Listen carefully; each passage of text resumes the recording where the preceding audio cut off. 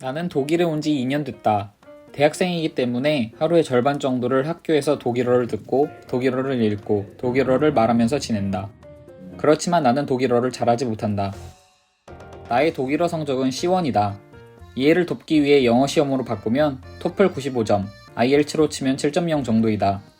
이걸 한국의 지인들에게 이야기해주면 독일어를 잘하면서 엄살 부린다고 말한다. 사실 나름 높은 점수이긴 하다. 그러나 문제는 실생활이다. 일상에서 만나는 독일인들은 시험에서 말하는 성우처럼 천천히 또박또박 말해주지 않는다. 그리고 내 말하기는 생각보다 더욱 개판이다. 나는 문법 대파괴자라고 할 수 있다. 다행히도 같은 학년 독일 친구들은 내가 개떡같이 이야기해도 찰떡같이 알아들어준다. 내가 가장 많이 하는 말은 한 번 더 말해줄 수 있어? 라는 말이다. 그러면 보통 상대방은 다시 한번 빠르게 말해주고 나는 또 못 알아듣는다. 추측하기로는 내가 소리를 못 들은 것이라고 생각하기 때문인 듯 하다. 저번 주에 나는 세라믹 수업에 참여했다. 한국에서 제품 디자인만 해왔던 나에게는 새로운 경험이었기에 무척이나 수업이 기대되었다. 그리고 수업이 시작하고 나는 뭔가 잘못됐다고 생각했다.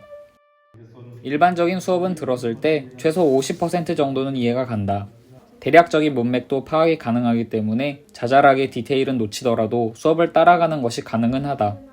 그러나 세라믹 수업에서는 낯선 전문 용어가 많이 사용됐다. 교수님이 뭘 하라고 했는데 그게 뭔지 전혀 짐작이 가지 않았고 나는 그냥 교수님이 보여준 그대로 따라했다. 사람은 당황하면 평소보다 듣기가 잘 안 된다. 용액을 한 번 바르라고 했는지 2번 바르라고 했는지 기억이 잘 나지 않았고 나는 결국 3번을 발랐다. 지금까지도 왜 그랬는지 이해가 가지 않는다. 사람은 당황하면 엉뚱한 짓을 한다더니 진짜였다. 교수님은 내 것을 보고 약간 당황하셨지만 괜찮다고 그럴 수 있다고 했다. 나는 그 후에도 끊임없이 실수를 했다. 작업물에 용액을 조금 바르라고 했는데 듬뿍 발랐고 비누 거품을 내지 않고 비눗물을 그냥 발랐고 통 바닥을 청소하지 않고 방치했고 내가 만든 석고는 다른 친구들의 것보다 너무 빠르게 굳었다. 분명 한국에서 대학을 졸업했건만 유치원생으로 돌아간 기분이었다. 교수님과 공방에서 일하시는 분은 정말 착하셨다. 독일어를 못하는 나를 위해 중간중간 영어로 설명을 해주셨고 실수를 해도 괜찮다고 격려를 해줬다.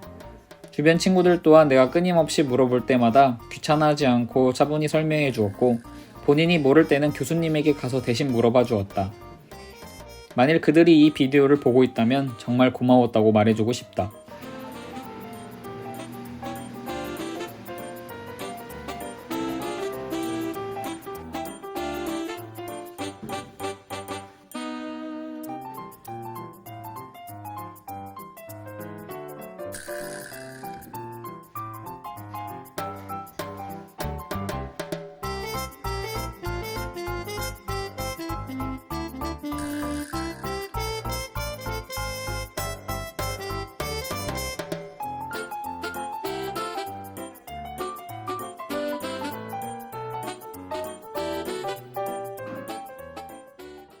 이런 일을 겪으면서 나는 가끔 과거를 반성한다.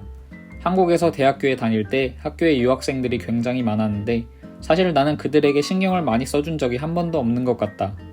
지금 나의 상황을 비춰보면 그들도 굉장히 고생을 많이 했을 텐데 그 당시에 내가 독일 친구들이 나를 도와주듯 내가 그들을 도와줬다면 그들의 학교 생활이 조금 더 좋아지지 않았을까 싶다.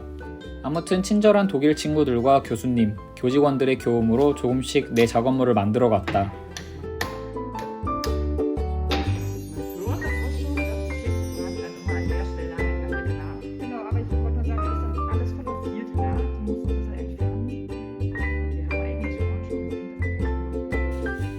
도자기 작업을 하면서 또 다른 소득이 있었다. 나의 적성이 도자기 쪽은 아니라는 것이다. 세밀하고 예민하게 흙을 깎고 갈고 다듬는 도자기 작업은 재미있었지만 내 적성은 아니었다. 이렇게 세심한 작업을 하기에는 내 성격이 너무 급했다. 나는 살짝 긁어내야 하는 부분을 뭉텅이로 잘라냈고 내 작업물은 점점 삐뚤빼뚤해졌다. 하지만 다행히 이번이 내 첫 도자기 수업이고 내 전공은 원래 제품 디자인이니까 괜찮다고 생각했다. 그렇게 잠시 합리화를 해본다. 어찌저찌 완성한 도자기들은 건조기 안으로 들어갔다. 2주 뒤에 또 다시 이 수업으로 돌아올 텐데 그동안 문제가 없길 바라본다. 두 번째 학기가 시작된 지도 한 달이 되어 간다. 이번에 10월이면 독일에 온 지 3년이 되지만 나는 여전히 독일어를 잘하지는 못한다. 예전에는 해외에 유학 다녀온 사람들을 그다지 대단하다고 생각하지 않았다. 언어는 그 나라에 살면 자동으로 실력이 늘고 4, 5년 살면 원어민처럼 이야기할 수 있을 거라고 생각했다. 하지만 현실은 전혀 그렇지 않다.